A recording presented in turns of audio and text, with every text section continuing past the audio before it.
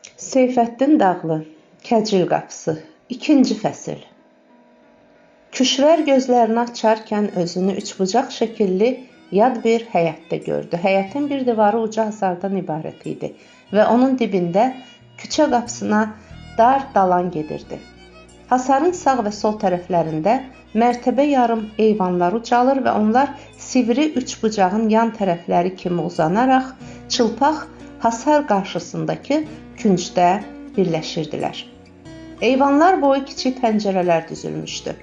Hər iki eyvanın alt mərtəbəsində birər ambar qapısı nəzərə çarpırdı. Həyətin ortasında yarım boy hündürlükdə divarı olan dairəvi hovuz var idi. Onun ətrafında bütün həyətdə bircə ədəd ağac ya kol yox idi. Tamam bu görkəmi ilə həyət çox can sıxıcı idi. Elə can sıxıcı ki, hətta eyvanlardan gələn tar qaval səsləri, qadın nəğmələri də insanın könlünü aça bilmir. Əksinə, ətrafı bürümüş, ağır hüznü daha da artırırdı. Küşvər hovuz kənarına uzadılmışdı. Tanımadığı bir neçə xanım onun qol-qıçını ovxalayır, üzünə, sinəsinə su çiləyirdi. Rəisə xanım qızın başı üstündə, baloğlan isə ayaqları yanında durub qadınlara əmrlər verirdilər. Xanımlar özlərinin təzə yoldaşını birtəhər huşa gətirib ayağa qaldırdılar. Qoluna girib daş pilləkənlə eyvana çıxardılar. Mətbəxə oxşar kiçik bir otağa saldılar. Burada onu teşt içində tələsik yuyundurdular. Əyninə xeyli böyük nimdaş paltar geyindirdilər. Üz-gözünə bəzək-düzək verdilər. Sonra başqa bir otağa apardılar. Mütəkkəli döşəkçə üstündə oturtdular və qabağına bir stəkan çayla biraz şirini qoyub çıxdılar. Bayaqdan bəri başına gətirilən bütün bu oyunları yarı yuxulu halda dinməz söyləməz seyr edən Küşvər otaqda tək qaldıqdan sonra dərindən ah çəkdi. Gözlərini geniş açıb təşviş içində ətrafına baxındı. Bura köhnə palazla döşənmiş, divarlarının əhəngi getmiş, qapısından kirli çit pərdə asılmış, camaxatandakı mitil, yorğan döşəkdən savay heç bir mükəlləfatı olmayan alçaq, darısqal otaq idi. Taxtası kip bağlanmış balaca pəncərədəki 7-lik lampa zəif-zəif yanır və solğun ziyasını divara vurulmuş qırıq ayna parçasında əks etdirərək otağa xəstə bir görkəm verirdi. Qəfəsə salınmış quş kimi Küşvərin ürəyi sıxıldı. Birdən o hövülnak qapıya atıldı, ancaq aça bilmədi. Qapı arxadan bağlanmışdı. Küşvər otağın ortasında üzü qoyulub, köhnə palaz üstünə yıxılıb, hönkür-hönkür ağlamağa başladı. Nə vaxtdan sonra qulağına həzin bir səs dəydi. Ona elə gəldi ki, röyada nəğmə eşidir. Yavaş-yavaş gözlərini açdı. Özünü yataq içində gördü. Kobud bir əl saçlarını sığallayırdı. Qız diksindi. Kipriklərini qırpdı və dərhal qalxıb yataqdan kənara sıçramaq istədi, lakin ayağını qoymağa yer tapmadı. Otağın ortasında xudmani süfrə açılmış, ətrafında 2 adam oturmuşdu. Bunlardan biri mumdan qayrılmış kimi zərif, arıq, sarı bənizli, qara telli, iri gözlü, çatma qaşlı, iti kiprikli, incə bir qadın idi. O, uzun boynunu azca yana əymiş qıvrım birçəklərini oynadaraq, nazik barmaqlarını naz ilə əlindəki qavala vurur, al dodaqlarını yüngül təbəssümlə titrədərək, fars ləhcəsi ilə Azərbaycan dilində ahəstə-ahəstə oxuyurdu. Gəlmişəm otağıva, oyadam səni qərəq ilə, oyadam səni. Nə gözəl xəlq eləyib, yaradan səni, qərəq ilə, yaradan səni. Götürüb mən qaçıram, aradan səni, qərəq ilə, aradan səni. Rübəndin əsdi, səbrimi kəsdi. Dur, gəl yanıma, qərəq ilə, incitmə bəsdi. Sil gözün yaşın, qərəq ilə, ağlama bəsdi. Oxuyan xanımla Küşvərin arasında mülki paltar geymiş Şişman gövdəli, qəhvəyi saçlı bir kişi döşəkçə üstündə yarı uzanmış halda mütəkkəyə dirsəklənmişdi. Küşvər saçlarını onun əlindən xilas edəndə kişi qəhvəyi dişlərini göstərərək həyasızcasına hırıldadı. Yalnız indi rəis ajanı tanıyan Küşvər uşaq sövqü təbiisi ilə qorxa-qorxa yavaşca ayağa qalxıb buradan qaçmaq istədi.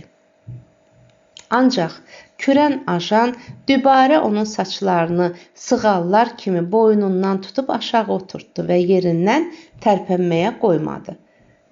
Yox, Küşvər yuxu görmürdü. Rəisi ajan sərməst gözləri ilə başdan ayağa qızı süzdü. Sonra qabağındakı manqalda közərən tiryək qəlyanını götürüb sümürdü. Sinəsinə aldığı tüstünü qızın üzünə üfürdü. Küşvərin gözləri yaşardı. Burun dəlikləri gizildədi. Boğazı gicişdi. O öskürməyə başladı. Kürən ajan süfrəyə qoyulmuş qrafindən bir stəkan maye töküb Küşvərə uzatdı. Ala iç qıza, hamamdan çıxıbsan, sonra mülayim səslə əlavə etdi.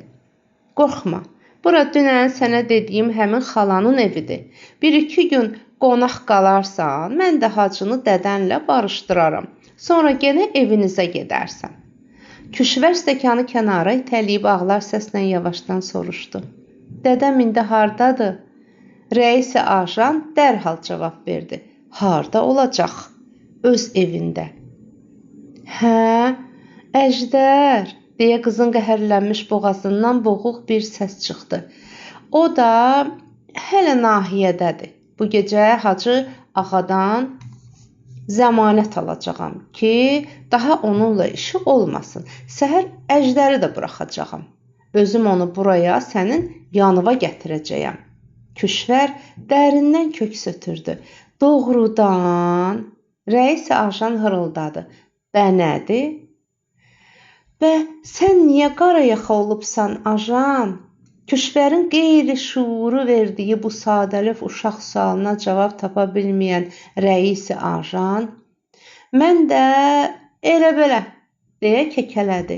Qısa fasilədən sonra süfrəni göstərib tələsik əlavə etdi. Hə, indi gəl şam eləyək qıza.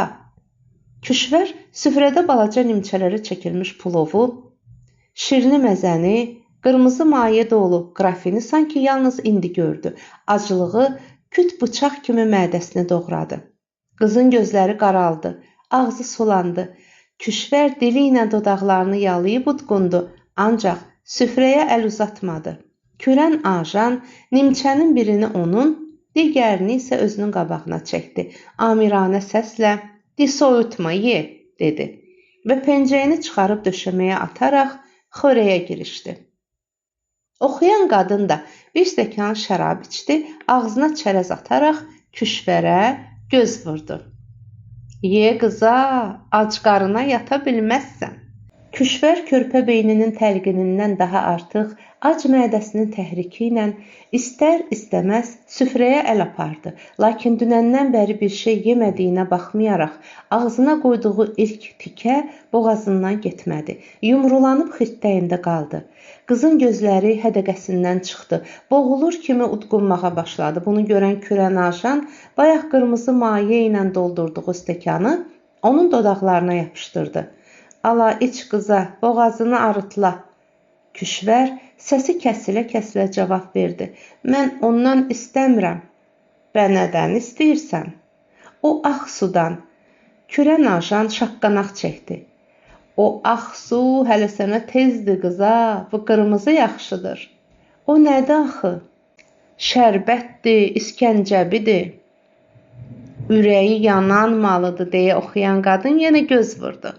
Küşvər xeyli tərəddüddən sonra nəhayət stəkanı alıb qorxa-qorxa içdi. Şirin maye qızın boğazında qalmış tikəni aşağı apardı. Rəisi ajan plov nimçəsini götürüb onun qucağına qoydu. "Hə, indi də ye. Ancaq gözlə, düyülər döşək üstünə tökülməsin." Küşvər yavaş-yavaş yeməyə başladı. Nimçəni boşaltdıqdan sonra kürən ajan ona bir stəkan da İskəncəbi verdi. Özü isə yenə manqaldakı qəlyanı götürüb çəkməyə və tüstüsünü yavaş-yavaş qıza üfürməyə başladı. Bir qədərdən sonra Küşvər özündə qəribə hallar hiss etdi. Ürəyi qalxır, başı gicəllənir, gözləri yumulurdu. Kipriklərinin yaşı qurumuş, dodaqları öz-özünə gülümsüyürdü. Birdən qız ayağa durdu və dərhal səndələdi. Yıxılmamaq üçün divardan tutdu. Bəlkə oynamaq istəyirsən qıza? Kürən Aşan da qalxdı. Küşvərin əlindən tutub onu otağın ortasına çəkdi. Qadına dedi: Bir oynamaq havası çal, qoy Küşvər xanım rəqs eləsin. Qadının uzun, incə barmaqları qavalın nazik dərisini sürətlə döyəclədi.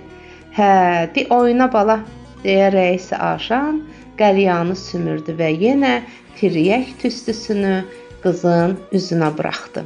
Küşvər güclə müvazinətini saxlayaraq qırıq-qırıq pıçıldadı. Yox, mən oynamaq bilmirəm, istəmirəm. Burax, ağay İris, başım hərlənir. Öyrənirsən, qıza, əvvəl-axır oynayacaqsan, indidən başla, deyə qadın qavalı daha bərkdən dingildətdi. Tüstü Küşvərin başını gicəlləndirdi.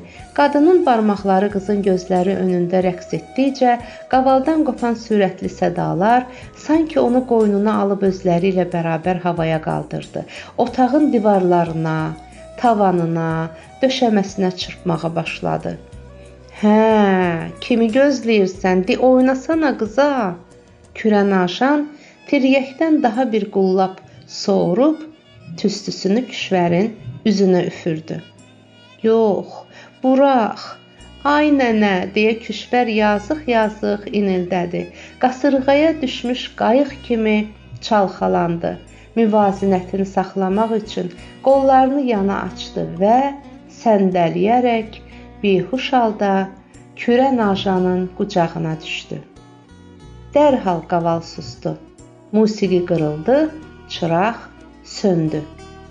Otaq ölüm sükutuna, məzar zülmətinə qərq oldu. O məşum gecədən 2 gün sonra rəis Aşan yenə həmin həyətə gəldikdə, Küşvərin solğun üzündə həyat əlaməti görmədi. Zavallı qız isitmə içində yatır, yalnız ara-sıra gözlərini açmadan dodaqlarını aralayıb inilti ilə sayıqlayırdı. Nənə, dədə, əjdər, hardasız? Qoymayın. Rəisə xanım meyit kimi yataqda uzanmış qızı göstərib Kürən Aşana dedi. Bunun astarı üzündən baha tamam olacaq mənə. Bir düytürdən zaddan gətir, ayağa qalxısıb irət eləyək. Rəisi Aşanın qəhvəyi gözləri parıldadı. O, qəhvəyi dişlərini göstərib həyasız tərzdə hırıldadı. İşin yoxdur qıza, verilər. Küşvər bir neçə gün bu vəziyyətdə çapaladı. O gündə 1-2 dəfə gözlərini açır, fəqət yatdığı otağı görən kimi yenə huşunu itirirdi. Təqribən bir həftədən sonra qız yavaş-yavaş özünə gəldi. Bir səhər otaqdan həyətə çıxdı. Baharın xoş, günəşli günlərindən biri idi. Qonşu həyətlərdə çiçəklənmiş bağçaların ətri havanı məst edici rahiyə ilə doldurmuşdu. Küşvər həyətə qədəm qoyan kimi gözləri qamaşdı. Qəlbi əsdi, başı hərləndi. Bir an pilləkən ayağında məhəccərə söykənib nəfəsini dərdi. Ürəyinin döyüntüsünü dinlədi və birdən özünü darvazaya atdı.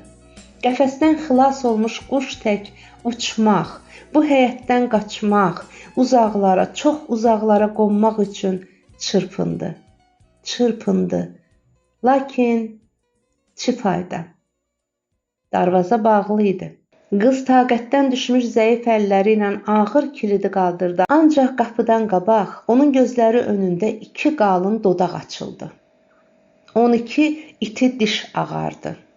2 dar göz işıldadı və Küşvər hardansa çıxıb onun qabağını kəsmiş Balıqlanın gülmək və ağlamaq qarışıq, qəribə bir məna ifadə edən ağır nəzərləri altında geri çəkilməyə məcbur oldu. Ahəstə-ahəstə, dalı-dalı addımladı, addımladı. Nəhayət beli hovuzun nəm səkisinə dirəndikdə dayandı. İstər-istəməz hovuz kənarında oturdu. Zindan kimi can sıxan bu murdar həyətdə ürəyə təsəlli verən yeganə təmiz bir şey vardısa, o da bu hovuz, onun sərin suyu idi. Küşvər başını göyə qaldırıb dərindən nəfəs aldı. Ciyərləri sərinlənən kimi oldu. Sonra üzünü hovuza çevirdi, əlini sallayıb bir ovuc su götürdü. Sifətinə vurdu. Soyuq damlalar sanki onun gözlərinə qonmuş sisi, beyninə çökmüş çiskini, qəlbinə yatmış dumanı diksindirib silkələdi. Qız özündə xoş bir yüngüllük duydu. Dərhal hər iki əlini hovuza saldı. Ovuc-ovuc su götürüb üzünü, boynunu, qulaqlarını, saçlarını, sinəsini islatdı. Hər sərin damcı bədəninin atəşini bir dərəcə azaltdı, lakin könlü soyumadı Küşvərin. O bir müddət hərəkətsiz oturub fikirli nəzərlərini hovuza dikərək yanıqlı ahlar çəkdi və sanki hovuzun suyu bir odlu kök sötürmələrindən qaynayıb təbəxxür edərək damla-damla Küşvərin kipriklərinə toplandı. Sonra onlar yenidən geriyə axdı. Elə bir zavallı qız hovuzdan götürüb üzünə vurduğu suyun yerini gözlərinin yaşı ilə doldurmaq istədi. Yanaqlarından süzülüb tökülən iri damlalar suyun hamar səthi üzərində damar-damar dairəciklər əmələ gətirdi. Onlar böyüdü, genişləndi, nəhayət hovuzun divarlarına dəyib yox oldu. Suyun üzü duruldu, ayna tək parıldadı. Orada bir qadın surəti göründü. Lakin özünü tanımadı Küşvər. Ona elə gəldi ki, hovuzun suları içindən baxan qadın yataqda can verən anasıdır. Atası xəstənin başı üstündə durmuşdur. Arxasındakı tuluqdan su damır, paltarları da həmişəki kimi yaşdır. Bəs Küşvər hardadır? Nə üçün anasının başını dizinin üstünə almamışdır? Birdən o özünü də gördü, budur. Polis nahiyəsində rəis ajanın vurub yerə yıxdığı əjdərin qanlı başını sarıyır. Ancaq nədənsə bu qan qırmızı deyil, ağ rəngdədir. Bəs keçiyə oxşayan o qadın kimdir? Yenə qızın gözləri qaraldı, ürəyi sıxıldı, başı gicəlləndi, əlləri hovuzun kənarından sürüşdü və suya yıxıldı. Ancaq o cınqırını çıxarmadı. Sövq təbii ilə hovuzun içində çapalamağa başladı. Su başından yuxarı qalxdı. Özü də hiss etmədən qız ayaq üstə durdu. Kürən ajanın əlində beləcə çırpındığı dəqiqələr xatirinə düşdü. Birdən onun ağlına qəribə bir fikir gəldi. Boğulmaq, ölmək, bütün bu əzab-əziyyətdən bir dəfəlik xilas olmaq. Ah, indi onun üçün bundan daha yaxşı fürsət olardımı? Artıq heç nə düşünmədən dərhal gözlərini yumub hovuzun dibinə baş vurdu. Lakin suyun altında çox qala bilmədi. Necə oldusa yenə üzə çıxdı və bu zaman iki güclü əl saçlarından yapışıb Küşvəri hovuzdan kənara atdı. Köpəyin qızı, səhv eləmisən, nədir? Küşvər gözlərini açdıqda balıqlanı başının üstündə gördü. Oğlan paltarı geymiş qız onun yalvar yaxarına etina etmədən saçlarını əlinə dolayıb darta-darta Küşvəri eyvana çıxardı və həmin qorxulu otağa salıb qapını arxadan bağladı. Soyun paltarını sıx, elə otaqda sər qurut qıza. Küşvər hələ köynəyini bir dəfə burub sıxmamış, balıqlan tövşüyə-tövşüyə polis nahiyəsinə yüyürüb rəis ajanın qabağında hazır oldu. Muştuluğumu ver sərkər, Küşvər özünə gəldi. Balıqlanın tarixçəsi. Qapı eşikdən açılıb, kürən ajan otağa girəndə Küşvərin təzə-təzə qızan bədəninin yenidən üşütmə sardı. Qız tələsik paltarlarını geyinib küncə qısıldı, ağlamağa başladı. Məni burax ajan ağa. Mən burada qalmaq istəmirəm. Evimizə getmək istəyirəm. Yalvarıram ərbab. Hanki evinizə qıza? Deyə rəisi ajan mülayim ahənglə ona doğru irəlilədi. Hacı sizi evdən qovubdu. Və dədəm hardadır? Mən nə bilim? Kürən ajan biraz da səsini yumşaltdı. Ancaq qorxma. Mən onu taparam. Gözləri yenə həmin qəhvəyi alovla işıldayan kişi qıza yanaşdı. Qolundan tutub onu küncdən araladı. Otağın ortasına gətirib özü ilə bərabər döşək üstünə əyləşdirdi. Bu nədir qıza? Üstü başın su içindədir. Çıxart paltarlarını qurut. Burax ərbab. Soyun qıza, yoxsa soyuq dəyər. Məriz olarsan. Kürən ajan əlini qızın yaxasına atdı. Sən Allah dəymə, ajan ağa, irəhmin gəlsin. Küşvər iki əli ilə bərk-bərk sinəsini örtdü. Səfihliyi boşla qıza, paltarın yaşdı, çıxar. Özün də yorğanın altına gir. Yat, canın qızsın. Axı yuxum yoxdur ağa. Gündüz günorta çağı niyə yatım? Ona görə ki, axşam dədən də, nənən də evdə olacaqlar. Yata bilməyəcəksən. İndi uzan yat, dincini al. Kürən ajanın səsi get-gedə alçalır, nəfəsi təngiləşirdi. Bu həyətə düşdüyündən təqribən bir ay sonra Küşvərə küçəyə çıxmağa izin verdilər. O ilk dəfə başına çadıra salıb Baloğlanla birlikdə Sabiq evlərinə gəldi. Ancaq Küşvər özünün doğulduğu, anasının öldüyü, atasının didərgin düşdüyü həmin kiçik daxmada başqa kirayənişinlər gördü. Hasar üzərindən qonşu həyətə boylandı. Orada da özgə səslər eşitdi. Bu həyətdə ona tanış olan canlı bir şey var idisə, o da Hacının qart vücudu idi. Qız onunla üzbəüz gəlməmək üçün tələsik həyətdən çıxmağa məcbur oldu. Ancaq haraya gedəcəyini bilmədi.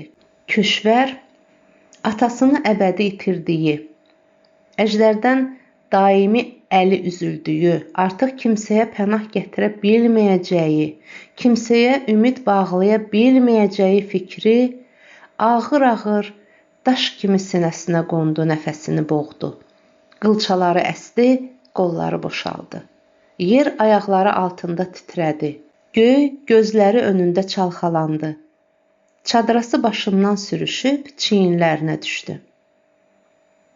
Baloğlan qolundan tutub onu dolamdolaşıq küçələrlə, dalanlarla ahəstə-ahəstə öz məskənlərinə gətirdi. Yolda Baloğlan cavan kişilərlə salamlaşır, göz vurub Küşvəri göstərir, onları qonaq çağırırdı. Nəhayət qırmızı fanarlı, abı rəngli qapıya çatıb üçbucaq həyətə girərkən Baloğlan geriyə dönüb başı ilə kimə isə gəl işarəsi verdi. Küşvər də qeyri-ixtiyari çevrilib baxdıqda bayaqdan bəri arxalarınca gələn iki gəncin onlara yaxınlaşdığını gördü. Bu, o gün idi ki, bir gecə əvvəl Kürən ajan keçi balasına demişdi.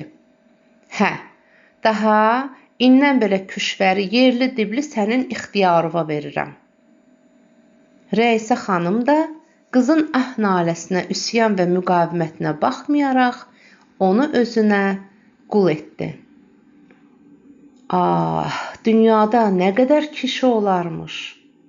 Hər gün, hər gecə gördüyü növbənöv, cild-bəcild qonaqlar, şən və dəcəl gənclər, şıltaq və kobud kişilər, hirsli və qaradinməz qocalar, varlı, yoxsul, simic və əyyaş, sağlam və xəstə, pozğun insanlar. Tezliklə Küşvəri bezikdirdilər, canını üzdülər. Qız yenicə süsləndikdə soldu. Çiçəklənmədən qurudu. Gəncliyi görmədi. Uşaqlıqdan birbaş qadınlığa tolazlandı. Yalnız ruhən deyil, cismən də qocaldı. Eybəcərləşdi Küşvər. Sakin olduğu müəssisəyə yeni körpə xanımlar cəlb edildikcə Küşvər köhnəldi. Qiyməti tümən-tümən, real endi, ucuzlaşdı.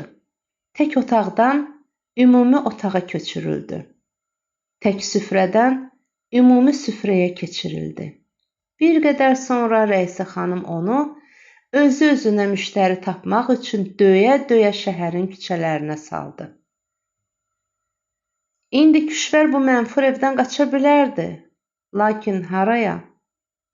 O, aç, susuz, yorğun-arğın küçələri dolaşarkən öz əllərinin zəhməti ilə bir parça çörək qazanmaq, bir qarış daldalanacaq tapmaq üçün neçə yerə baş vurdu. Ancaq heç kim, heç yerdə ona məhəl qoymurdu. İş yox idi, çörək yox idi, ev yox idi. Hətta dilənməyə də razı idi. Sədəqə olaraq yığdığı dinarlarla, kəmköhnə paltarlarla yarı ac, yarı çılpaq dolana bilərdi. Ancaq dilənçilərə sığınacaq vermirdilər. Küşvərdən ötürü Keçibalasının həyətindən savayı heç bir yerdə belə bir guşə yox idi. Onu üzüb taqətdən salan murdar məskən, eyni zamanda onu soyuqdan qoruyan yeganə bucaq idi. Ölü məzara möhtac olduğu kimi, bu bədbəxt qadının da o dam divarlı bucağa ehtiyacı vardı. Bəzən Küşvər bu murdar sığınaqdan elə bezirdi ki, hətta özünə ölüm istəyir, onu da axtarırdı. Keçibalasının evinə düşdükdən təqribən 2 il sonra bir axşam heç gözlənilmədən Küşvərin bəxti açılan kimi oldu. Onun yanına 35-40 yaşlarında saqqalı qırxılmamış, saçları uzanıb boynunu basmış, qısa boylu, arıq bir kişi gəldi. Qonağın sifəti ilə bərabər paltarları da həddən artıq kirli idi. Çoxdan yuyulmamış yaxalığında çirkdən elə qalın təbəqə əmələ gəlmişdi ki, köynəyinin nə rəngdə olduğunu təyin etmək çətindir. Yüngülcə sərxoş olan qonaq özünü döşəkçi üstünə yıxıb pencəyini çıxardı.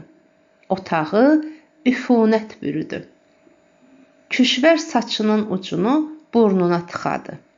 Bu kişi ilə keçirdiyi bir neçə dəqiqə ona il qədər uzun, dözülməz göründü. Çürük bir şey dadmış kimi sir sifətini turşutdu, dodaqlarını büzdü, ağzına yığılmış seliyi saxlaya bilməyib döşəməyə tüpürməyə məcbur oldu. Zəif lampa işığında bütün bunları görən kişi başqa qonaqlar kimi incimədi. Qadının üstünə çığırmadı, onu söymədi. Əksinə dərindən köks ötürüb yarı məzəmmət, yarı yalvarış ifadə edən bir səslə pıçıldadı. Çiğrinirsən, xanım? Nə eləyim? Baxanım, yuyub təmizləyənim yoxdur. Arvadsız kişi anasız uşaq kimidir. Nə çarə? Qonağın bu iniltisi Küşvərin qəlbini kövrəltdi. Ona yazığı gəldi, qeyri-ixtiyari, çıxart köynəyi qoy, yuyum, dedi. Qulaqlarına inanmayan kişi bir müddət təəccüblü baxışlarla qadını süzdü. Gözlərində yaş parladı, üzünü yana çevirdi. Yavaş-yavaş köynəyi əynindən çıxarıb döşəmədəki həsirin üstünə atdı. Sonra tez pencəyini götürüb lüt bədəninə geydi və bir daha qadının üzünə baxmadan cəld otaqdan çıxdı. Bu hadisə Küşvəri o qədər mütəəssir etdi ki, hətta səhər köynəyi yuyarkən ləyəndə onun çirkini görmədi, iyini duymadı. Bilmədi ki, bu köhnə kirli əski parçasını su iləmi, yoxsa göz yaşı iləmi yudu. Küşvər uşaqlıqdan ağlamağa adət etmişdi. Son zamanlar daha çox ağlayırdı, lakin gözləri çoxdan bəri belə yaşlarla islanmamışdı. Bir həftədən sonra yenə həmin qonaq gəldi, lakin bu dəfə başqa görkəmdə gəldi. İndi ayıq idi, saqqalı qırxılmış, saçı vurulmuşdu. Kişi ehtiyatla otağa girib yavaşdan salam verdi. Başını aşağı dikərək astanada dayandı. Küşvər onun oturmasını gözlədi, ancaq qonaq tərpənmədi. Bir müddət dinməz söyləməz gözaltı bir-birini süzdülər. Nəhayət, Küşvər rəfdən bir boğça götürüb açdı. Kişinin köynəyini öz paltarlarının arasından çıxarıb sahibinə verdi. Qonaq təmiz yuyulmuş, səliqə ilə ütülənmiş, düymələri tikilmiş, yırtıqları yamanmış köynəyə xeyli baxdıqdan sonra pencəyini çıxartdı, köynəyi əyninə keçirdi və üstündən yenə pencəyi geydi. Daha bir müddət susduqdan sonra Küşverin üzünə baxmadan astadan soruşdu. Burada niyə qalırsan, xanım? Küşver də eyni ahənglə cavab verdi. Harda qalım, ağa? Yerim yurdum yoxdur. Kişi tez dilləndi. Mənimlə gedərsən? Hara? Evimə. Küşver başını yuxarı qaldırdı. Geniş açılmış gözlərini qonağın üzünə dikdi. Yenə başını aşağı salıb pıçıltı ilə soruşdu. Mənimlə zarafat eləyirsən? Və sən mənim köynəyimi yumaq istəyəndə mən heç sənə belə demədim. Kişi də eyni pıçıltı ilə cavab verdi. Sonra səsini biraz yüksəltdi. Düz sözümdür. Nə deyirsən? Gedirsən mənimlə? Küşver səndəliyən tək oldu. Heç bir şey düşünmədən dərhal qəti səslə dedi. Hə, çıx Dərbənd başında gözlə gəlirəm. Qonaq cəld otağı tərk etdi. Küşver də oğrun-oğrun ətrafa baxıb tələsik paltarlarını boğçaya yığmağa başladı. Bu kişi kim idi? Onu hara aparırdı? Küşver bilmirdi, artıq bunların onun üçün əhəmiyyəti də yox idi. O yalnız bir şey istəyirdi. Buradan xilas olmaq. Neçə vaxtdan bəri axtardığı bu səadət qarşısına çıxmışkən, onun hardan gəlib haraya getdiyi üzərində düşünməyinə dəyərdimi? Küşver balaca boğçasını çadırası altında gizlədərək, xəlvəti həyətdən keçib Dərbəndə çıxdı. Qəlbi qəfəsdən uçan quş ürəyi kimi döyünürdü. Onu belə titrədən yalnız fərariliyinin üstü açılması, tutulması, döyülüb söyülməsi vahiməsi deyildi. Bundan daha artıq, bayaq gördüyü mənzərənin, eşitdiyi sözlərinin yuxu olmasından, onu xəyal basmasından və ya kişinin onu aldatmasından qorxurdu yazıq. Yalnız Dərbənd başına çatdıqda bu səksəkədən azad oldu. Yox, o aldanılmamışdı. Küşverin yuduğu köynəyi geymiş həmin qısa boylu arıq kişi onu gözləyirdi. Ağaqulu Təbrizin sabit peşəsi olmayan, hər gün neçə işə girişən, bir qarış çörək üçün səhərdən axşamadək 1001 yerə baş vuran qazandığı dinar, realı da elə o gün yeyib qurtaran minlərlə bekar işçilərdən idi.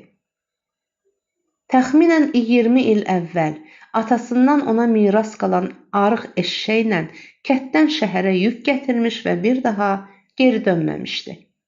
Eşşəyi satıb arvad almış, kiçik bir daxma kirayə edib külfəti ilə burada yaşamağa başlamışdı.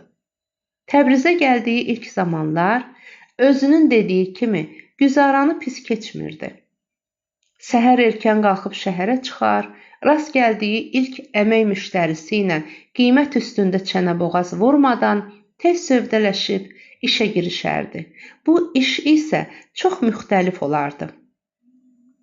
Bənnalara palçıq vermək, dəmirçilər üçün görük basmaq, həyətlərdə arx və ayaq yolu arıtlamaq, mağazaların qabağını süpürmək, sulamaq, damların qarını kürəmək, küçələrin palçığını təmizləmək, arabalardan ambarlara, ambarlardan dükanlara mal daşımaq, bazardan evlərə yük aparmaq və s. Onun arvadı da evdə bekar oturmazdı. Ərbab xanımları üçün həyət baca süpürüb, ev eşik yığışdırar, ocaq qalayıb təndir salar, pal-paltar yuyub qab-qacaq təmizlərdi. Axşam kişi küçələrdən, arvad da evlərdən gətirdiyi yağlı yavanı süfrəyə düzər, sakit-sakit yeyib içərək Allahlarına şükür edərdilər. Təqribən bir ildən sonra arvad hamilə oldu. Uşaqsız evə sevinç gətirməli olan bu böyük hadisə kişinin ürəyini qara qanla doldurdu. Özümüzü dolandıra bilmirik, uşağı neylirik deyə evladı olan yox, evladı ölən ata kimi qəm dəryasına qərq oldu. Ailə, xüsusən uşaq haqqında Ağaqulunun xüsusi fikri vardı.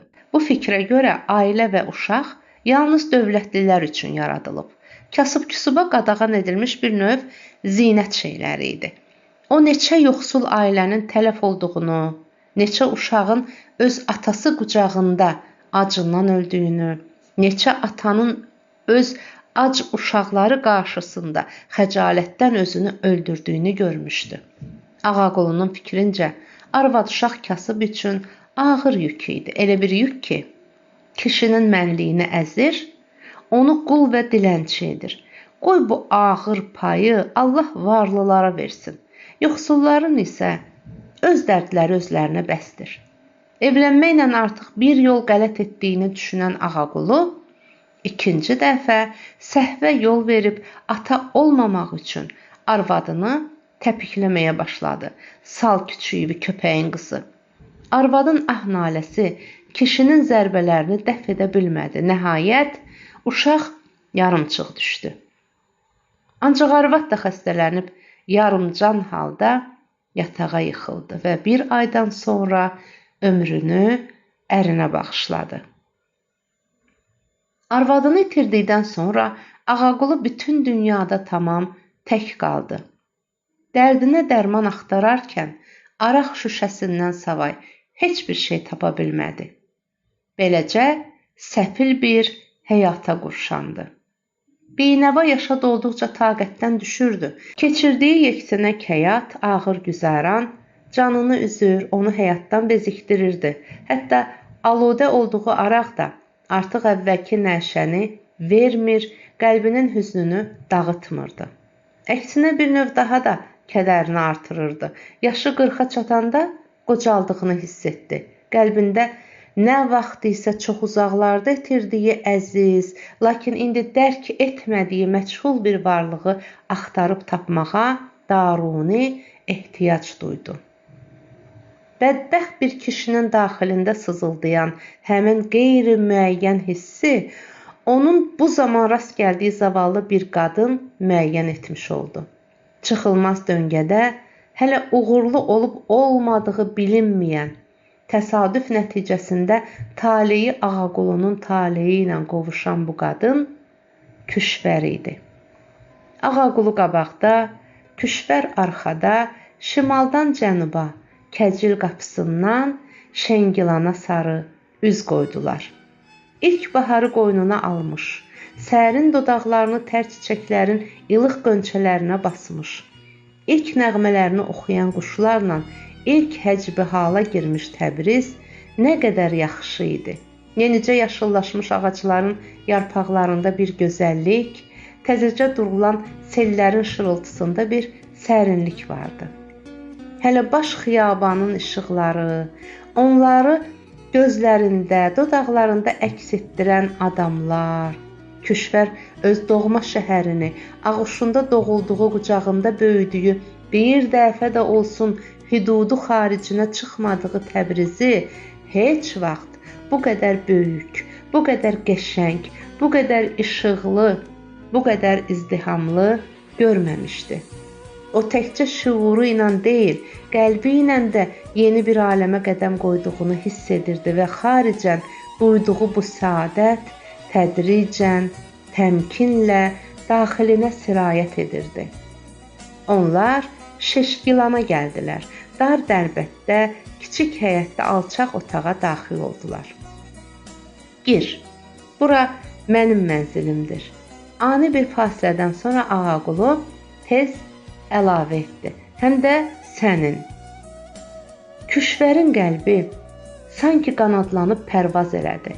Bu darısqal, qaranlıq daxma ona nəhayətsiz, günəşli səma kimi göründü. Mənim, həm də sənin mənzilin. Ona elə gəldi ki, ömründə bu qədər şirin söz eşitməmiş, bu qədər gözəl mənzərə görməmişdir. Küşvər ürkək baxışlarla otağı seyrə daldı. Daxma kasıb olsa da, tör-töküntülü idi. Yeni sahibə tez qoltuğundakı boğçanı küncə atıb, hələ çadırasını çıxarmadan evi sahmana salmağa başladı.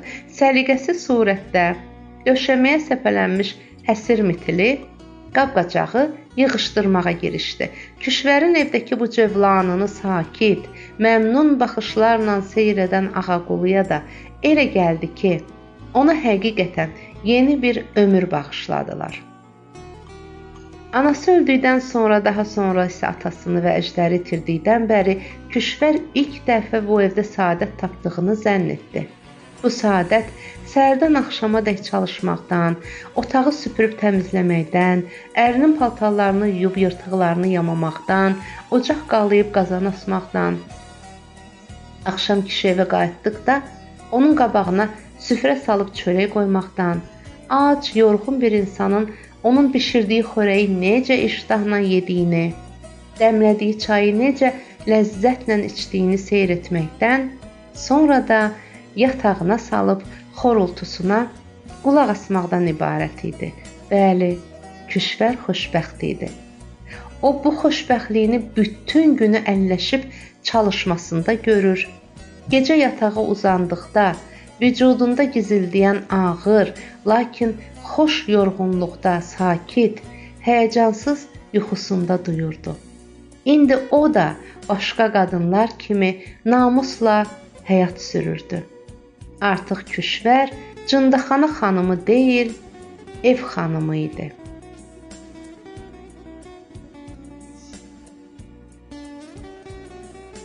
Dəyərli izləyicilər, Seyfəddin Dağlının Kəcil Qapısı romanının növbəti hissələrini dinləmək istəyirsinizsə, kanalımı izləyin, abunə olmağı yaddan çıxarmayın.